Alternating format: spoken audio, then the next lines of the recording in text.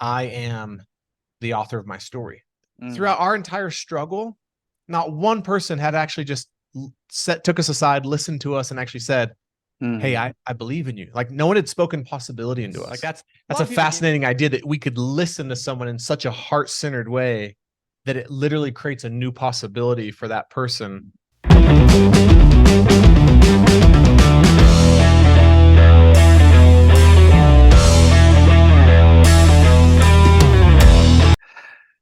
Hey, Chris. Thank you for joining this show, Moments with Masters. And I'm super excited to have this fantastic conversation with you. And I am very sure we are going to create a wonderful story in this conversation with you. Well, thank you for having me. I'm really honored to be here. And thank Yes. you for having me on your show. Yeah, Chris. Before we dive into the conversation, let me introduce you to my audience.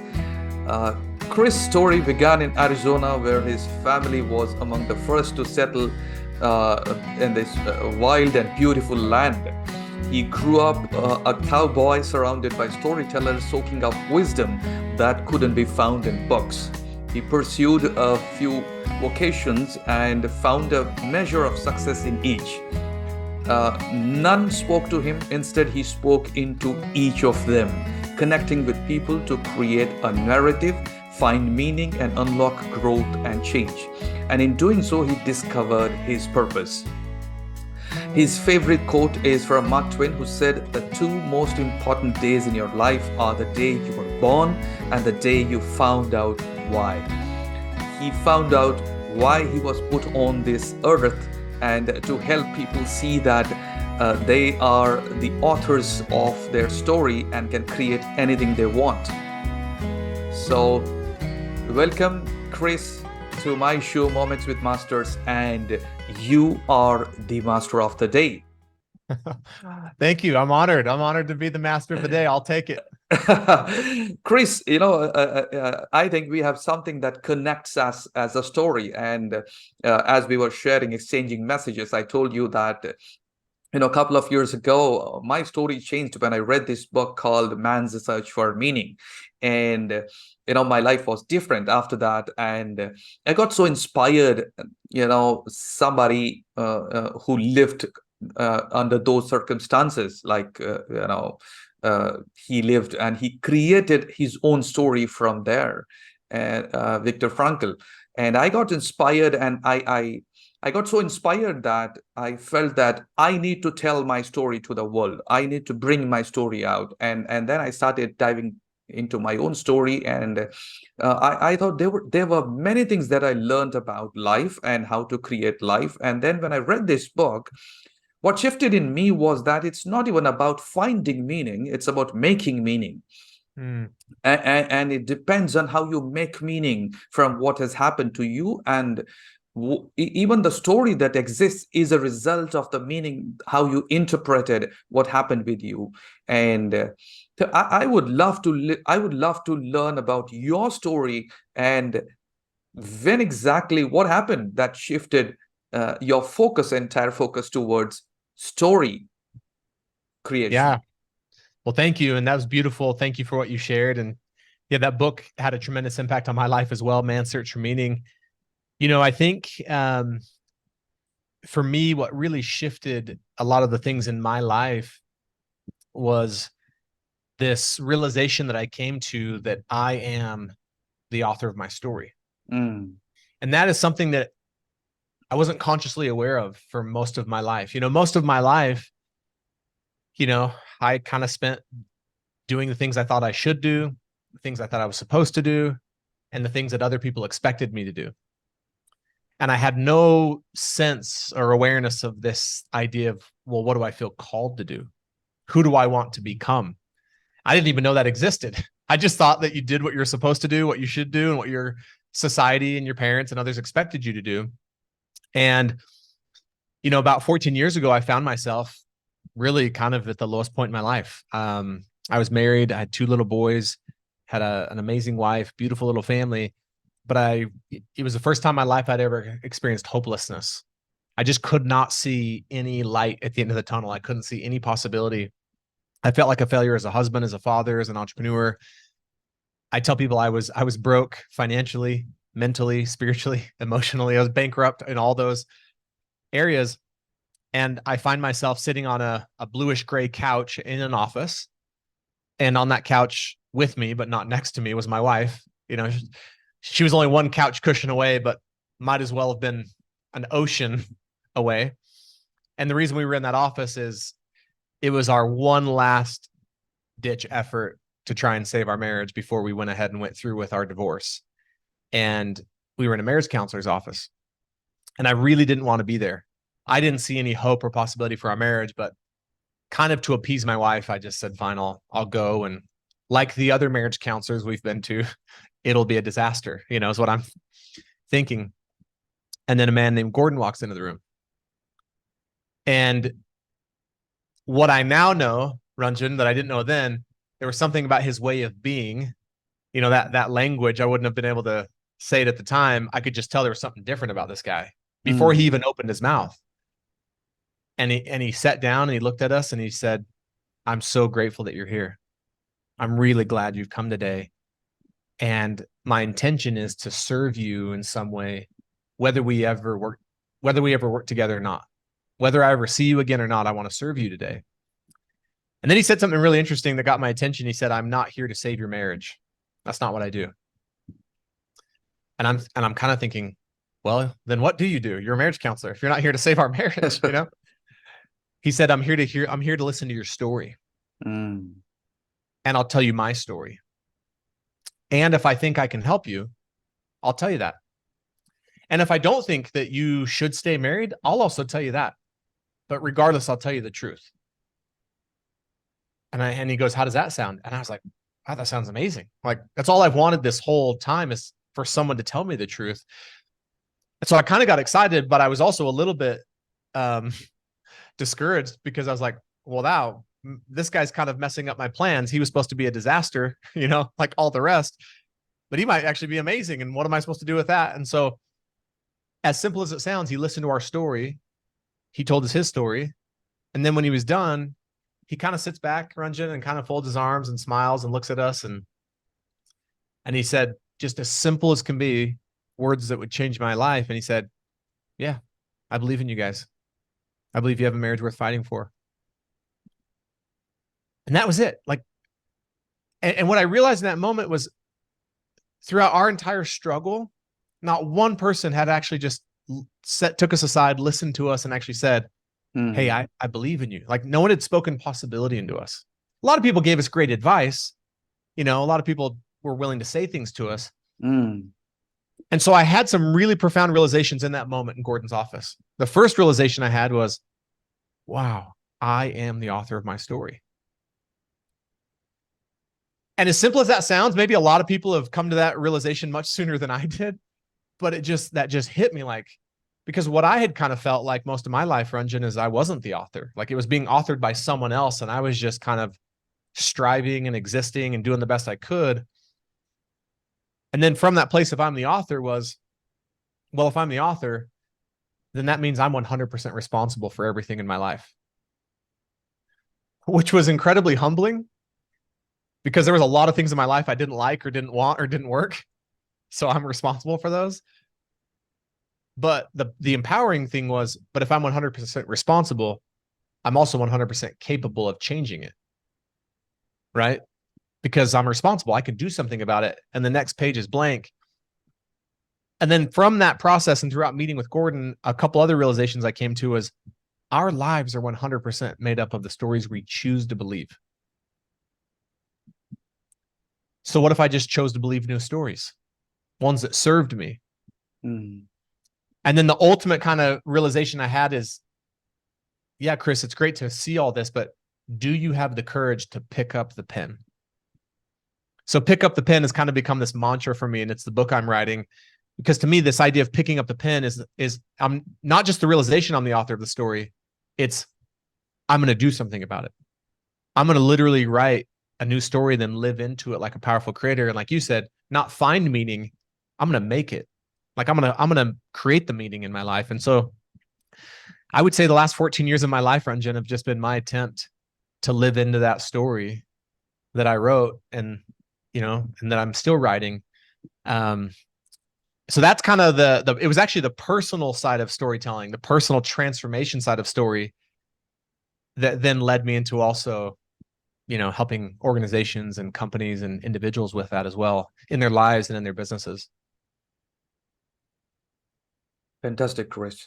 Chris, I remember, uh, when you were sharing about how, how someone listens to you can make a difference in your life. And I still remember, a few years ago, I just wrote an article on something, and I was sitting opposite a friend of mine, and she was working on her table, and I was working on my desk, and I just showed her like, look here, ma'am, I've just written an article. Would you want to listen? And I read that article out to her, aloud to her, and she just, listened to the article and then appreciated what I had written. And I felt inspired to write one more article. I went back home. I created another article, and the next day I asked her, would she be willing to listen to, and she offered to listen. And after listening to that, she said, Ranjan, I see that you have something powerful to write. Why not just go ahead and write the book that's pouring out of you? And you won't believe, Chris, that inspired me so much so that I went back and I started writing the whole book that was pouring out of me. And I worked on it for a very long time.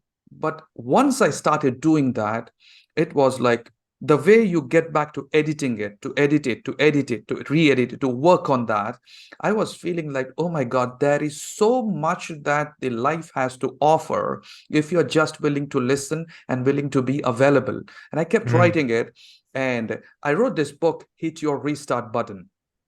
And in just I released it in, I think, 2017, and within a fortnight, it was one of the best Amazon release, and it was standing next to the book that inspired me, Man's Search for Meaning. Wow. And I, but the truth is, Chris, I am sure you will agree that it's not a one-time job. It's not something that you did it and the magic happens, and then everything changes on the outside. It's like life happens, and Yeah. time and again you feel that you're back to the point where you started, and then you need to start rework on the story, and then you need to get back to the point where you need to pick up the pen and rescript what you wanted to. And since and it doesn't limit to your individual story, but then how important do you think is it is crucial for the business leaders to realize that business is not just about what they're doing, it's about the story that they're creating, and how can they connect their own personal story and create the business which is messaging what they actually want to message to the world outside, instead of just selling the product or the service that they get so overwhelmed with, talking about marketing and everything, but forgetting that it is a message, it is a story, it is a narrative, even probably that's controlling the culture of the organization. So I would want you to share your insights and experience on the business narratives or the business part of the story creation and with the business leaders. Sure. And you said some really profound things there that I think, even from a business leader standpoint, is going back to the story of your friend for just a minute. Warner Earhart describes that as, she listened you into a new possibility. Like, Yes. that's a fascinating idea, that we could listen to someone in such a heart-centered way that it literally creates a new possibility for that person. Like, you were inspired to go write another article just by the way she listened to you Yes. without even saying anything. And like, she listened you into a new possibility, and then she listened you into another. And it's like, imagine if that started taking place in organizations. Imagine if, as leaders, we listened to people that way and gave them space to tell their story, right? And so I love that. I love that story. And again, her speaking that possibility into you, led to the book.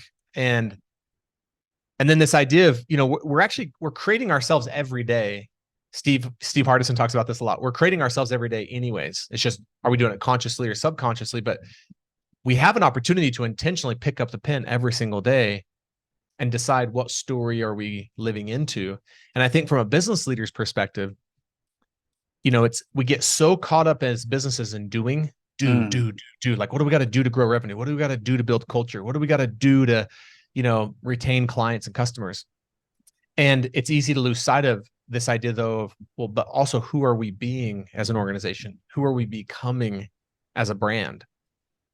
And you can get so caught up in the doing sometimes that the story or the narrative is actually kind of just, the tail, the activity in the business is the tail that wags the dog. And then the narrative just becomes this like default thing that's trying to keep up with all that we're doing. And I think such a more meaningful, sustainable, and profitable way is to actually say, well, let's write the story that we really want to live into. Let's write the story of who we truly are and our true identity, and get really clear on who we want to become as an organization. And then look, just the beautiful thing about story is you write it and declare it and speak it and then live into it. But what most people are doing in most organizations instead is they're out so busy doing that whatever energy they have left over, they just kind of fall into whatever narrative or story is there. And it's not pulling people forward. It's not giving people something to live into. And so if we could just, one of my favorite quotes is by Steve Jobs. He said, "We never connect the dots looking forward. We always connect the dots looking backwards." But it's really hard sometimes to get a business owner or a CEO or an executive to slow down enough to just look backwards a little bit and actually connect the dots of their meaning and their purpose and their identity as an organization. But if we could get really clear on the identity of why we exist as an organization, and then build a really authentic narrative around that, and then live into that like a creation, and then we get to enroll all of our people into like, hey, we're going to do this together. Well, then your story becomes something that's literally pulling you into the future in a really creative, like powerful way, instead of just being something that's like an afterthought. And it's no different with human beings, right? Like if you want to change your life, you start to tell yourself a new story. You start to write a new narrative of what your life could look like. And then you create yourself into it, and it pulls you forth. And I think so many organizations and business owners and leaders, unfortunately, look at storytelling as just kind of like a tactic. Like, oh, we've got to tell our story because you're supposed to tell your story to make sales and build culture. But when used as a tactic, it doesn't usually have much effectiveness. Absolutely, Rather, if Chris. your story could be looked at like the heartbeat and the soul of the organization. And look, language creates, like language is the fundamental element of creation. And so every time I've studied really powerful cultures and some of the work we do with companies and cultures, one of the most powerful things we can do to build culture is start becoming better internal storytellers and being consistent with a narrative that shapes behavior, shapes beliefs, shapes identity. And so, yeah, I would really love it if more organizations looked at their story and the narrative as not just a thing that they should do, but is actually the heartbeat and the soul of the organization. Yes, Chris. That reminds me, Chris. My experience with an organization where I had this. I just was going through their website, and I found that it had three different visions on three different pages. And I said, how could you even have that? And then when I called back the business owner and asked, how could you have three different visions on three different pages? And that's when I got to know that he didn't even know that the vision was there on the website. And and then and then we discussed on that. He asked me to read it back to him, and I read it back to him, and then we actually spent next 30 minutes to find out who created the vision. And in fact, it wasn't him who created the vision. He didn't even know that actually there was a vision. And that was the first time I came to know that. And then I truly believe, I had the experience. I spoke with him, and we sat on discussing where is the vision. And it was like, no, and it was kind of crafted, fabricated for the website, but it had nothing to do with the culture of the organization. It had nothing to Mm. do with the soul of the business, and it had nothing to do even to do with the business. So it was just something that was fabricated to show to the business world that, oh yeah, we have a vision. and Yeah, and that's when we realized that, the difference in leadership, and how dictatorship isn't difficult. It's very easy, actually. You just create a culture where just you are done what you're asked to do. But on the other side, it is again short term. But when you look at a place where where possibilities are being spoken into by the kind of language that is spoken there, there is a story. And stories might take time to be created, but then the results that come from those stories are lasting, and they they continue to impact generations to come, the entire posterity. The challenge is here, Chris, what has been your experience? Because when leaders, if they it's very difficult, as you rightly said, it's very difficult to slow them down, to be able to see that, there ought to be a story which you need to be working on. But it's very easy to say that, oh, we need systems, we need structures, we need metrics, we need all the external things to run the system. But what has been your experience in helping leaders see that story or a narrative is not an abstract thing? It is something that really matters. It is something that creates the business results, whether they know it or they don't know it. It's like gravity, irrespective of, whether you believe in it or you don't believe it. Regardless of you, it works. So sure. what's been your experience of working with business leaders in helping them see that this is not an abstract thing? Yeah, I think it actually really starts there, Ranjan, where it's helping them have this awareness that you as a business owner are currently looking at story and narrative as an abstract thing or another thing, when in fact it is the thing. Mm. And that's a phrase we use a lot. It's like, no, it's not just another thing. It is the thing. And I ask them sometimes, I go, you tell me another thing in your organization that touches, drives, and influences the outcomes of more things than your story and your narrative. It drives marketing, it drives sales, it drives branding, it drives behavior, it drives values, it drives culture, it drives operating, it drives systems. And it doesn't even take you that long to show them that, like, oh, the thing that is at the center, at the core, that drives everything that makes us actually make money and deliver our product and stay accountable. Wow. It really is like and then you can't find another thing in a business, as far as I've been able to tell over the last 12 years, that touches, drives, and influences more things related to the success of that business than the story and the narrative. And so, and most business owners will start to, and some just refuse to still see it, but most of them will say, wow, yeah, okay, like I am starting to see that maybe the story and the narrative is a bigger thing and is the thing. And I love, and if it's okay, I'm going to borrow your terminology in the future and I'll give you credit. Are we intentionally crafting a story, Mm. or are we busily fabricating a story? Because you're Mm. right. Like, a lot of people look at, oh, we have to have a story for the website. Let's get something put together and throw it up. Oh, we have to Mm. have a story for this new marketing campaign. And so they look at stories just like a means to an end, and like these just like a project. Exactly. The next thing that we do with business owners is we help them see that they put way more intentionality and resources behind sharing their story and their message externally, because they think that's where you should put all of your resources, with your story and your narrative, because that's where sales and growth and revenue comes from. But if they would start applying the same amount of resources and time and intentionality to driving that story internally, to create culture and engagement and like a sense of belonging in the organization, that would significantly and dramatically increase the external revenue. And it's getting harder and harder to refute this too, Ranjan, with the amount of research out there, right? That shows that like the most profitable, sustainable, best places to work there's no coincidence that they also have built a culture of really being great storytellers and having this. And to me, there's a word that I often use, Ranjan, that I would even elevate above story, and it's identity. Mm. One of the things that we find a lot with organizations is that it's really easy, if you've been in business for even a few years, it's really easy that you to have your identity and your industry kind of become one and the same. Another way of saying that is it's really easy to have what you do for your, like as a business, kind of swallow up your identity and you don't even realize it's happened.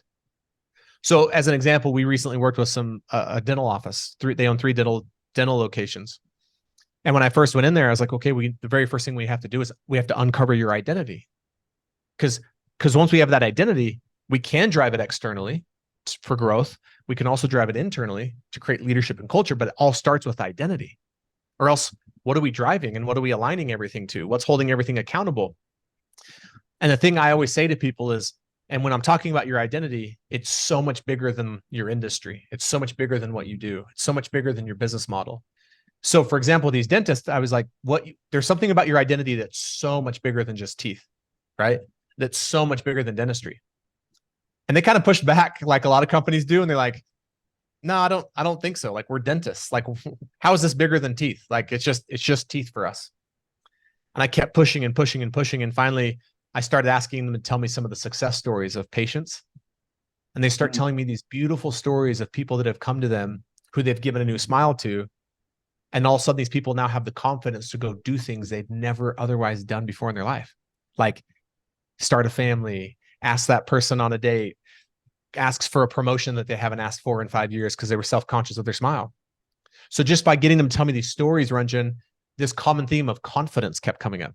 Oh, we helped this person. They had the confidence to do this. We helped this person. They had the and I go, okay, so now is this just about dentistry for you? It's just about teeth? Or is the real identity is that we help people have the confidence to go do things in their lives that they never otherwise would have done? And all the dentists look at each other, there's 3 partners, and they were like, yeah, I think it's that. But they could never see that. It's like sitting right under their nose. Like, but not, I always say none of us can read the label from inside the bottle. So we're in our own businesses, we're kind of inside the bottle. But once we unlock that identity, now they've taken in all of their marketing, all of their branding, all of their storytelling externally, but then also internally. It's all about, hey, we build confidence here. That's who we are. Yeah, dentistry is what we do. And they even have a saying when you go into their offices, creating beautiful smiles is what we do. Building people's confidence is who we are. So it's like that idea, this is who we are. And it's different than what we do. There's nothing wrong with what we do. But from that place of that identity, we can now start to create meaning in a story and a narrative that's really deep and really profound. And then we drive it internally, right? And we say, okay, what does building confidence look like for you? How do you connect your identity as someone who works here to this? How do we build your confidence? How do we live it internally so that we're not just saying it, externally? And it's just profound what can happen when you don't see this idea of your identity and your story and your message as just a tactic to be used in marketing, that it's the heartbeat and the soul. Yes, Chris. The other side of the identity is that people think that it is something that cannot be changed. It's something which is like a concretized thing, and as if it's something that we cannot explore more of or experiment with, kind of thing. And the language they speak, this is who I am, this is who I am, not willing to see that the I am that they have created is also a result of the identity that they have created and who they have evolved into. And there is a story that's hidden beneath it, which has created this I am.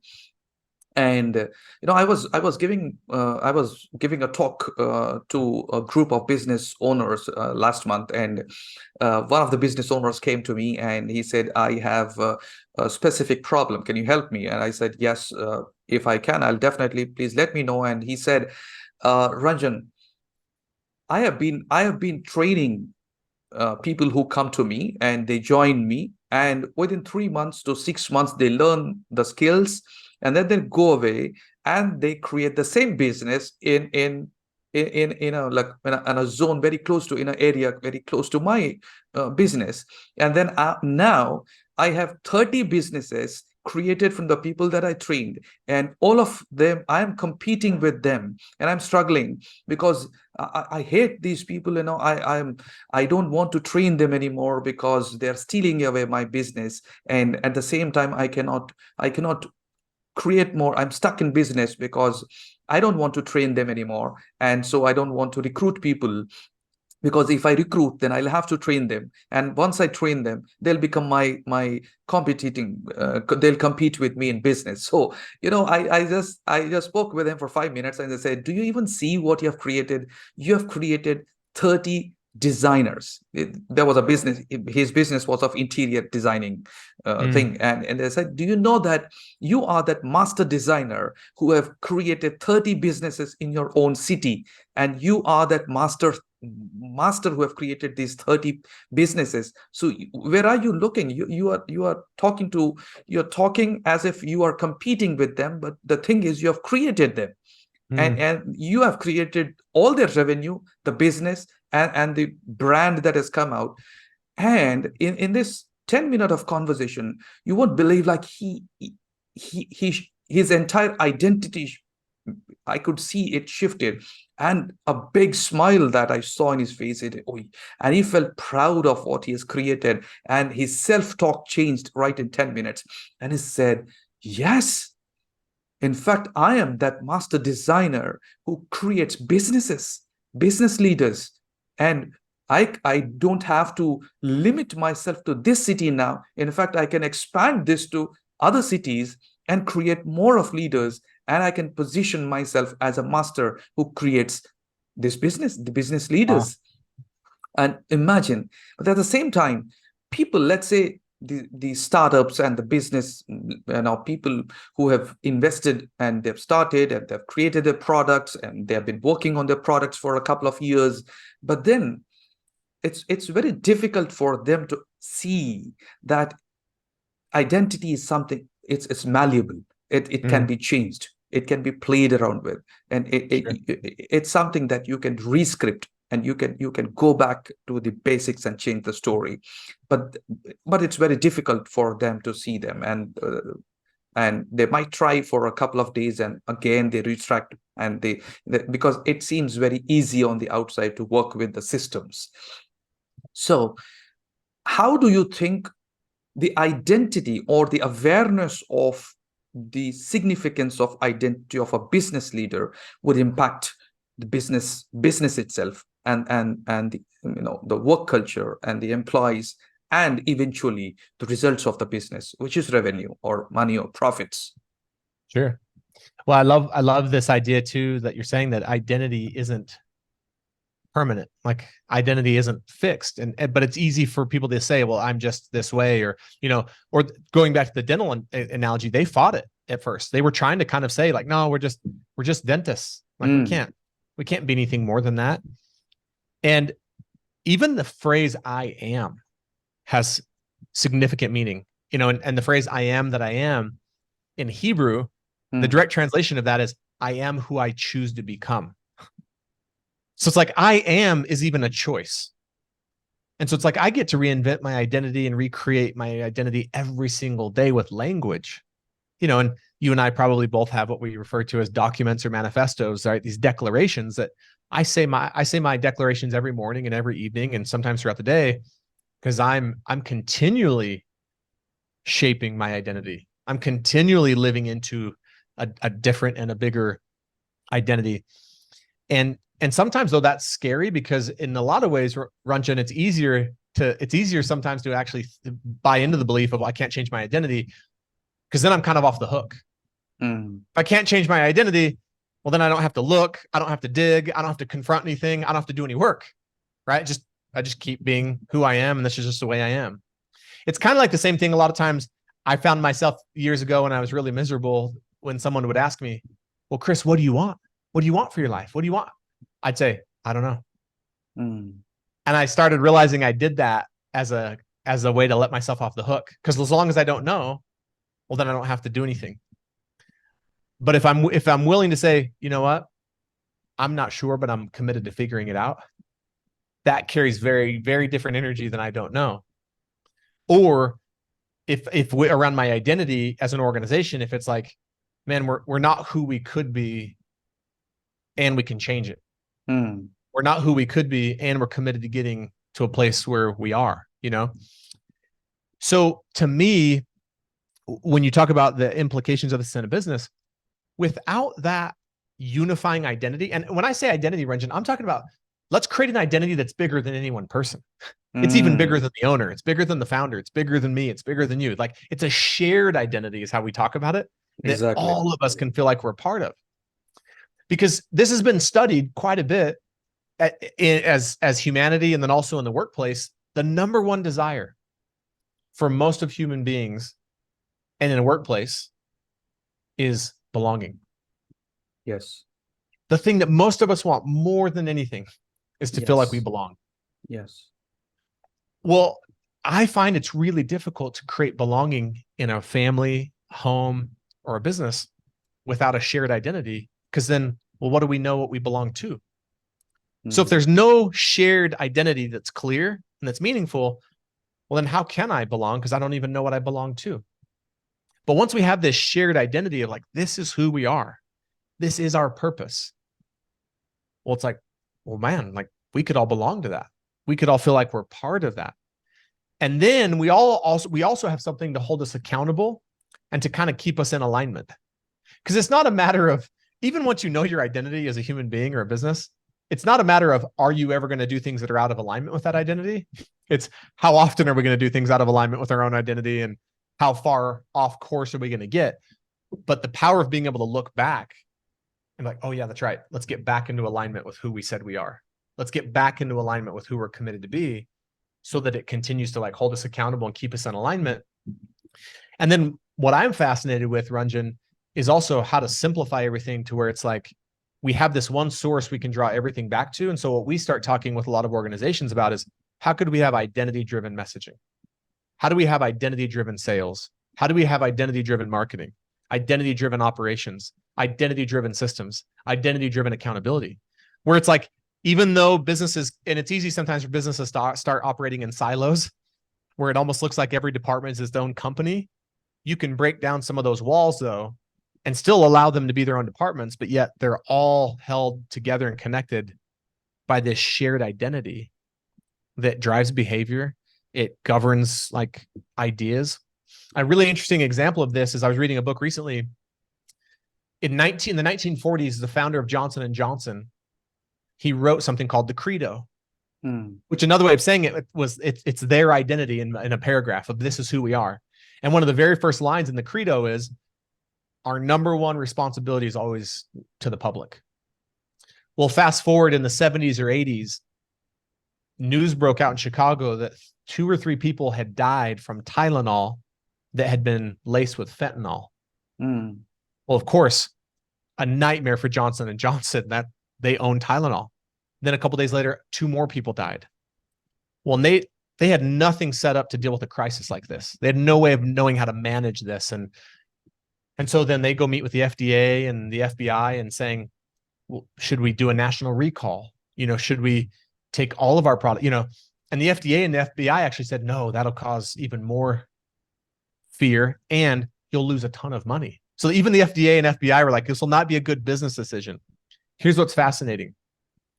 A short time before this incident, their CEO went and pulled up the Credo and said, hey, this thing's been around since the 40s. Should we still keep this intact? Should we do away with it? And kind of just created these open forum debates, and they were heated debates. Some people saying, no, we can't get rid of the Credo. It's who we are. Some people saying we should get rid of it. It's outdated. Ultimately, they came to the decision to keep it.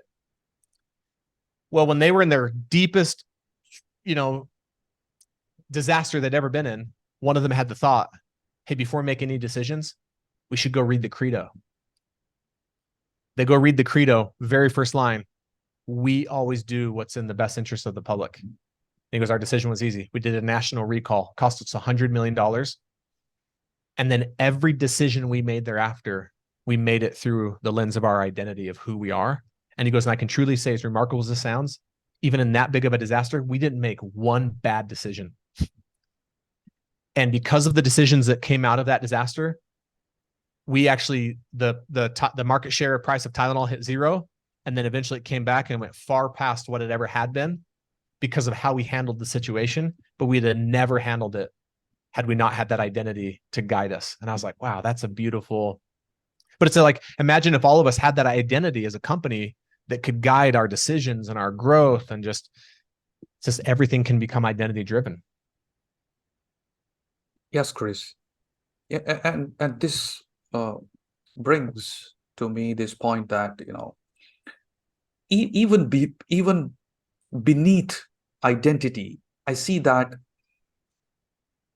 there is language that operates, and people talk about culture as if it exists somewhere on the outside, but it's hidden in your language. And Yep. when you have your marketing function speaking a different language, when you have sales function speaking a different language, when you have operations speaking a different language, now you have different languages, and the language culture that is created in an organization starts governing the policies, the results, and everything about what's happening in the business. At the same time, leaders get caught up in their mind, and they tend to ignore that. Or probably, what I feel is that, again, language is being treated as if it's just something for a message to be communicated. But what I see is that a language is a medium of creation. And language is not just about communicating. Language is about creation. And beautiful.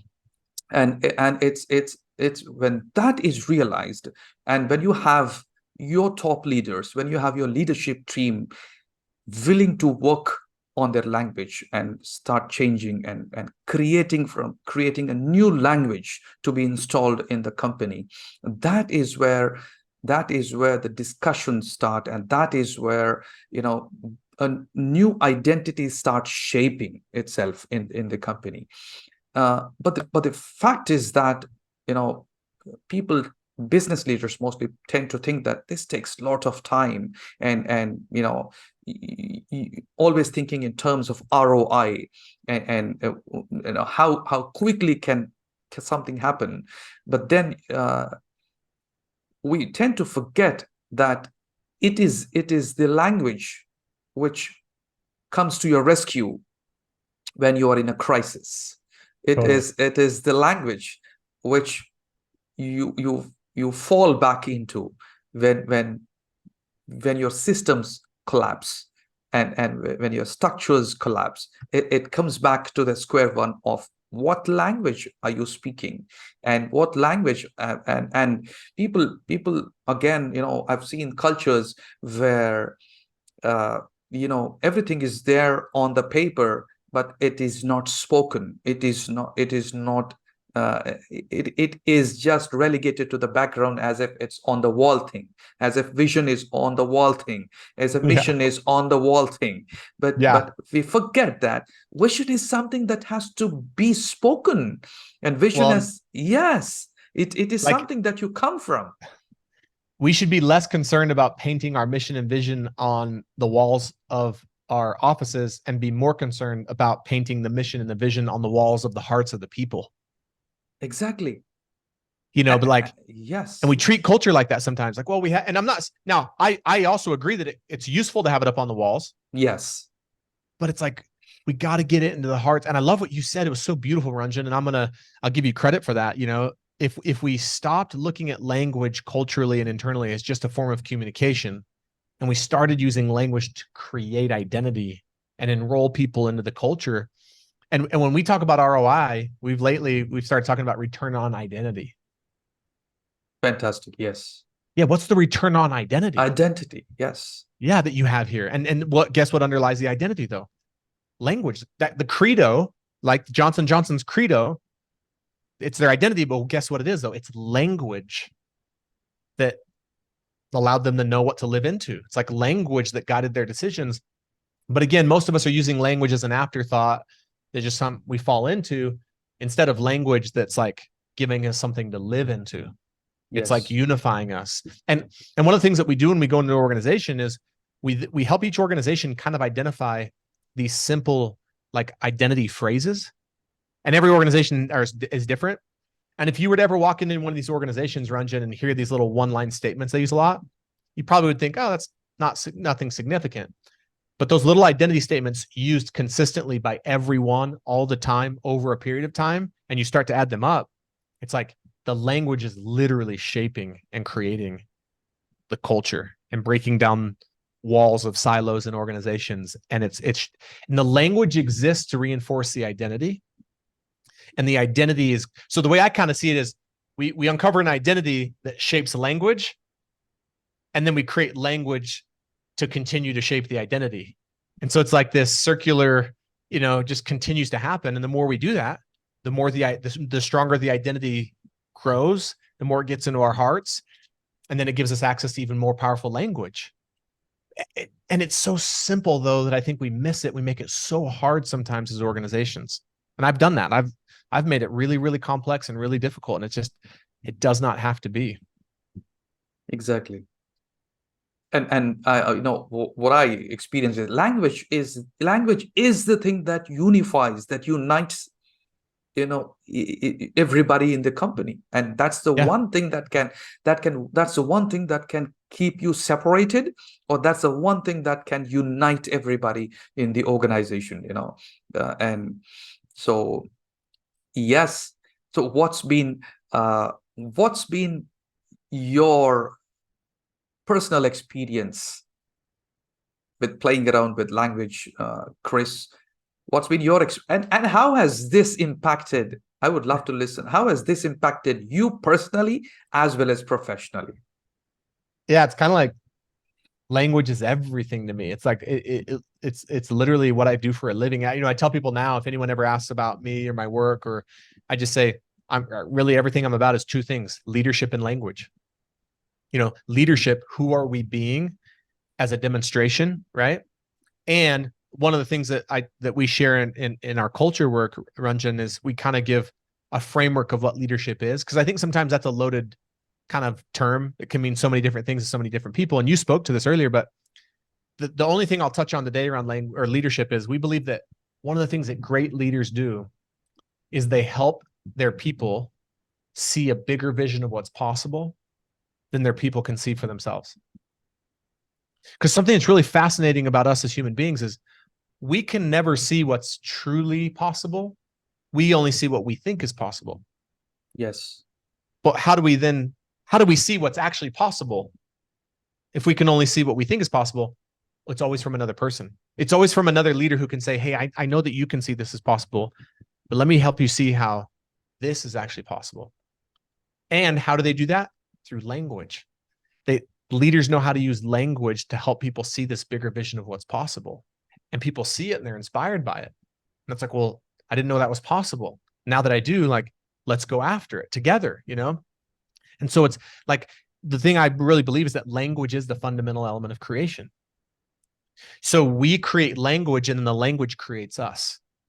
Yes. And then we create new language from a more elevated place. And then that language creates us. And you can literally take yourself and kind of do this and just continually grow in your life. You can take an organization and just kind of do this.